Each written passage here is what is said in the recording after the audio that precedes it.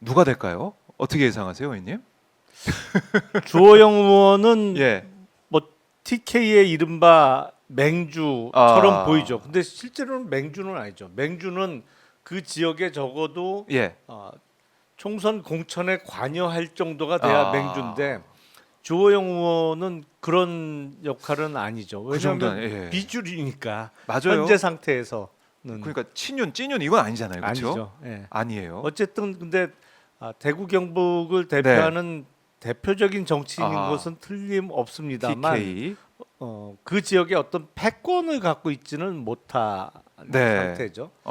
그 박덕흠 의원은 이제 충청의 예. 사선 의원이니까 충청권의 대표 주자라고 할 수 있는데 이게 사돈을 잘 두셨잖아요.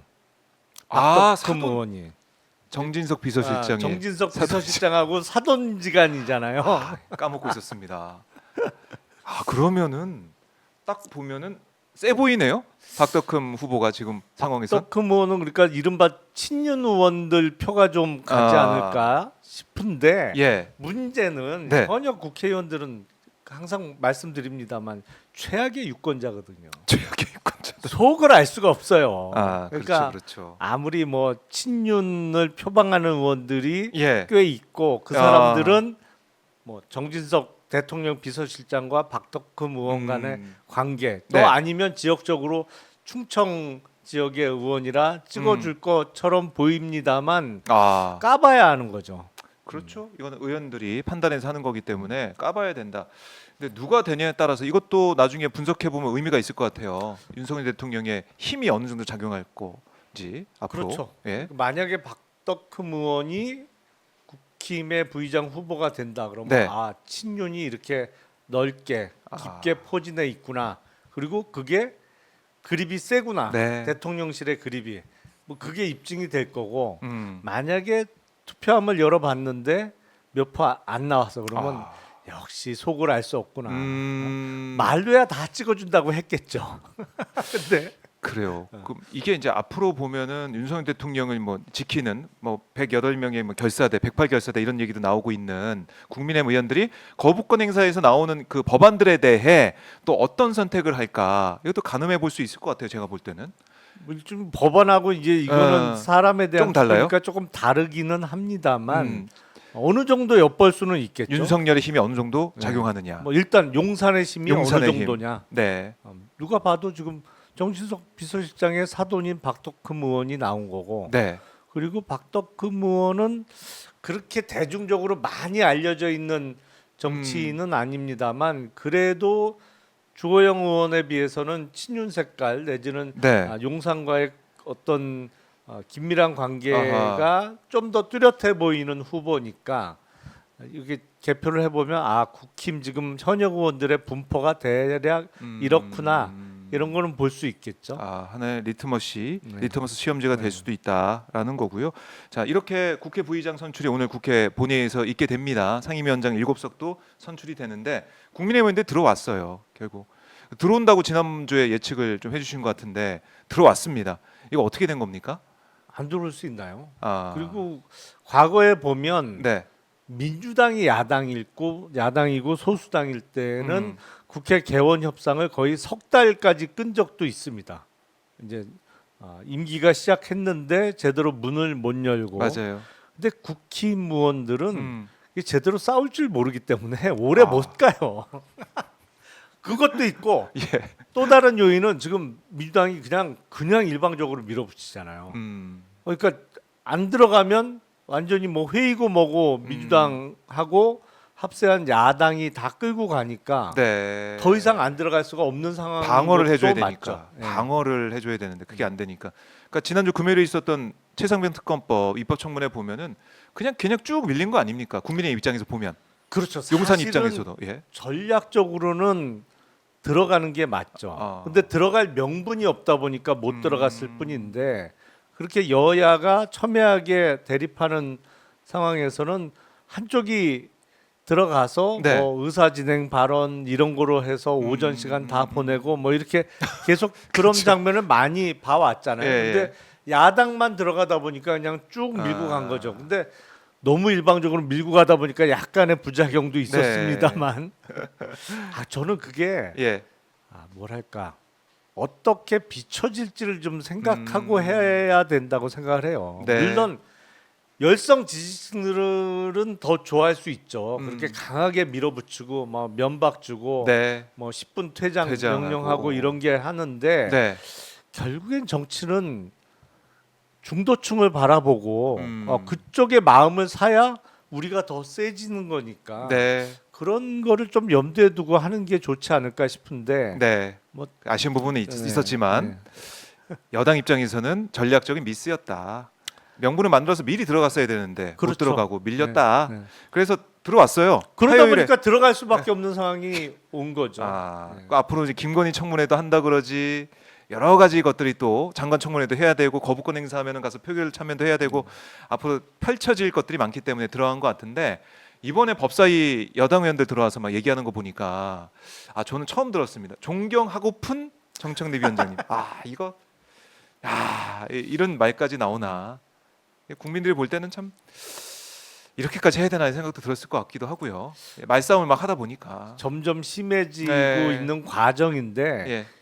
하여튼 22대는 21대보다 그 대립각이 더 그렇죠. 첨예해질 것 네, 같아요. 네. 그래서 시작부터 이러니까 음. 중간에 무슨 일이 또 생길지 모르겠어요. 네. 존경하는 위원장님, 존경하고픈 위원장님. 근데 저는 그 말도 반대예요. 예. 그 존경 안 하는 거 뻔히 아는데 뭐 뭐, 상투적으로 네, 그냥, 맞아요. 존경하는 상투. 뭐 이렇게 네. 항상 붙이잖아요. 네. 하시면서 힘드셨던 거 아니에요? 국회 저는 계실 안 했어요. 안 그런 말. 하셨어요. 어. 솔직하게 그냥 네. 아니 역시. 그 필요 없는 사족이잖아요, 사실은. 근데 국민의힘에서는 아예 정청래 위원장을 윤리에 제소했더라고요. 아니 그것도 그냥 이렇게까지 뭐 대응할 일이냐 그냥 이런 얘기도 나오고 해보는 거죠. 있고. 뭐 윤리 제소가 무슨 효과가 있겠어요. 이렇게 사실은 뭐 그냥 우리도 해보는 세게 한다? 거지. 예. 그래요. 이 국민의힘 의원들이 들어오긴 했습니다만 앞으로 22대 국회 시끄럽고 여러 가지 이 전장이 이곳저곳 상임위에서 펼쳐질 것 같습니다. 좀 봐야 되고 뭐 이런 상임위 상황과는 별개로 어쨌든 입법청문회 이후에 또 이번에 최근 나왔던 임성근 사단장 구하기 이게 또 김건희 여사 연결돼 있는 연결고리에 나오는 게 아니냐 이런 의혹도 불거져 있고 그렇죠. 그런 의혹은 사실은 네. 이 사건 초기부터 있었죠. 의혹들이. 그러니까 의혹들이 계속 불거지고 또 보니까 신범철 전 차관이 윤 대통령한테 전화한 기록도 나오고 있더라고요. 그러니까 윤 대통령이 전화한 기록만 보도가 됐었는데 봤더니 그 전에 신범철 전 차관이 전화해서 또 길게 통화하고 또 전화했고 그러니까 총 3번을 통화한 거예요. 윤 대통령과 이런 얘기. 회수 과정에서 있었던 여러 가지 통화가 정말 더 있었구나 이것까지 알려지게 되니까 이들은 국민들이 이거 안 되겠다 특검 가야 된다 이런 여론 높아질 것 같아요. 어떻게 보셨어요? 그러니까 사안만 놓고 보면 사실은 해병대 사단장의 어떤 보직 해임 뭐 내지는 네. 그 용태 여부가 이렇게 대통령하고 다이렉트로 예. 연결돼서 이 사람 저 사람 많은 사람들이 대통령하고 직접 통화를 하고 그것도 개인 휴대폰 번호로 네. 이럴 일인가 싶은데 음. 그러다 보니까 왜 이렇게 됐지? 그게 제일 궁금합니다 지금. 왜 이랬지? 왜 이렇게까지 했나? 그거에 대한 의혹이 커지는 상황이잖아요. 네. 그러니까 지금 통화 내역 그리고 통화가 이루어진 시간 또 통화 전후로 벌어졌던 이런저런 일들 보면 윤석열 대통령의 관여를 부인하기는 어려운 상황으로 보여요. 뭐 사실 너무 직접적으로 연결이 되니까요. 그러니까 그뭐 회수한 전후, 네. 그다음에 보직 해임 전후 그렇죠. 통화가 다 있었다는 거 네, 아닙니까? 계속 있었고 네. 그 여러 사람의 통화 내역을 맞춰 볼 때 이렇게 사건이 흘러갔구나라는 것은 어느 정도 보이는데 네. 이제 밝혀야 될 거는 왜 이랬을까? 답답합니다. 이거잖아요. 진짜. 예, 예. 아니 물론 중요한 자리인 건 틀림없습니다만 네. 아니 해병대 사단장 한 명의 진퇴 여부를 놓고 현역 대통령이 이렇게까지 관여를 했다고? 전례가 없는 일이죠, 이런 거. 전례가 없죠. 전례가 없죠. 사실은 예. 해병대 사단장 아니라 육군 참모총장의 뭐 어떤 인사를 놓고도 이렇게까지 하기는 쉽지 않은데 야. 그러니까 그런 의문이 계속 자라고 있는 것이고 네. 여기에 또 영부인의 관여가 있었던 거 아니냐? 뭐 이런 의혹도 네. 일어나고 있는 상황이고 또 그런 인물들이 등장하잖아요. 네. 예. 그러다 보니까 이거 진짜 뭐지? 아. 그래서 과연 만약에 이제 그 의혹들이 정말로 사실이거나 상당한 근거가 있다면 네. 야 이렇게 어마어마한 뒷배경이 있는 사건을 그냥은 할 수 있겠냐 이게 임명받는 데서 네. 항구적인 조직에서 이거를 할 수 있겠냐 권력의 외압을 버텨내면서 아. 그런 것이고 그래서 이제 특검의 필요성이 네. 제기되는 것이고 이제는 심지어 여당의 당 대표를 뽑는 전당대회에 후보로 출마한 사람 입에서도 네. 최상병 특검 뭐 그러니까 발의하겠다. 예. 물론 자기가 대표가 되면이라는 전제가 그게 왜 붙었는지 는 모르겠습니다. 지금 바로 하면 되잖아요. 그렇죠? 그러니까, 발의하면 아니, 되잖아요. 친한 의원들 있잖아요. 친한동훈 의원들. 아니 그리고 본인은 뭐 현역 의원이 아니니까 예. 발의를 할 수야 없겠죠. 현역 국회의원 아니면 법안 발의를 못 하니까. 그러니까 자기 입장을 지금은 밝힐 수 있는 거잖아요. 나는 기본적으로 이거에 찬성이다, 말은 할수 반대다. 있죠. 예. 근데 자기가 대표가 되면이라는 쓸데없는 사족이 붙긴 했습니다만 몇 달 전만 해도 상상하기 어려운 말이잖아요. 그런 거는. 오죽하면 그런 얘기가 나올 수밖에 네. 없냐. 그러니까 민심은 국민들의 생각은 이거 철저히 좀 수사해라 이런 거 아니겠습니까? 그렇죠.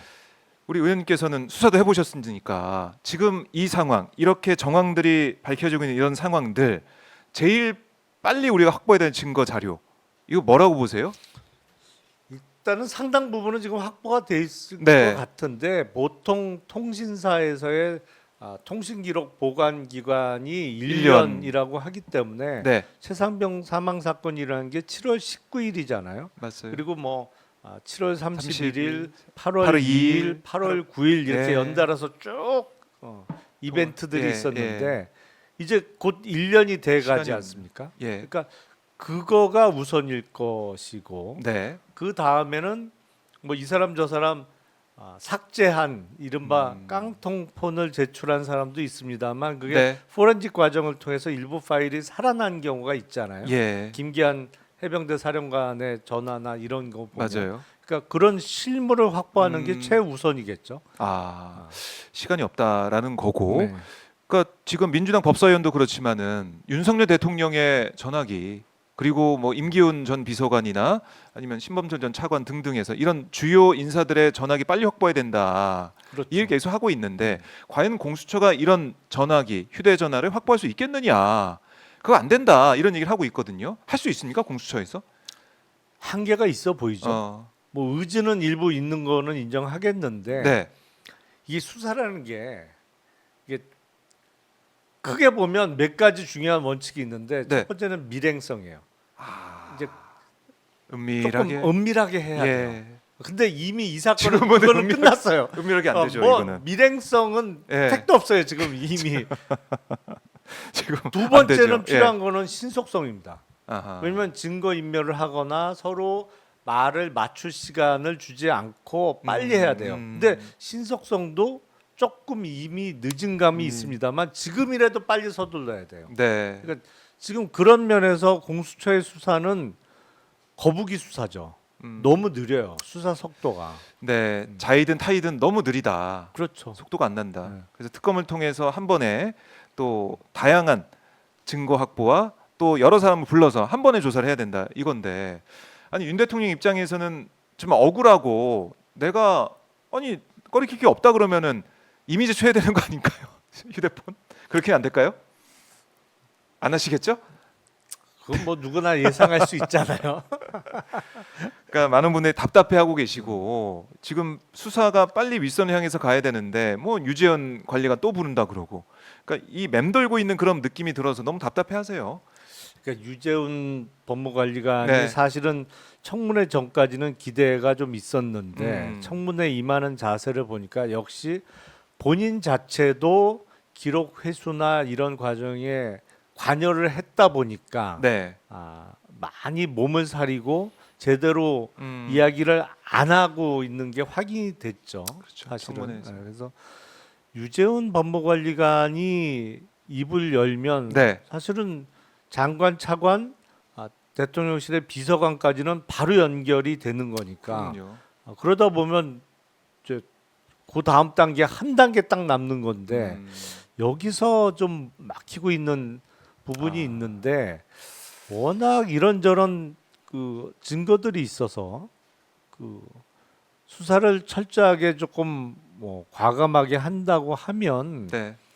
오래 버티지는 못할 것 같아요. 유재원 법무관리관 정도라면. 네. 그리고 물론 본인이 관여한 게 있긴 합니다만 뭐 쉽게 말씀드려서 죽을 죄를 진 건 아니잖아요. 시키니까 위에서 뭐 네, 네. 이런저런 요구가 지시를 들어오니까 예. 전달하고 뭐 그런 건데 그래서 좀 더 신속하고 과감한 수사가 필요한 상황 아닌가라는 네. 생각이 듭니다.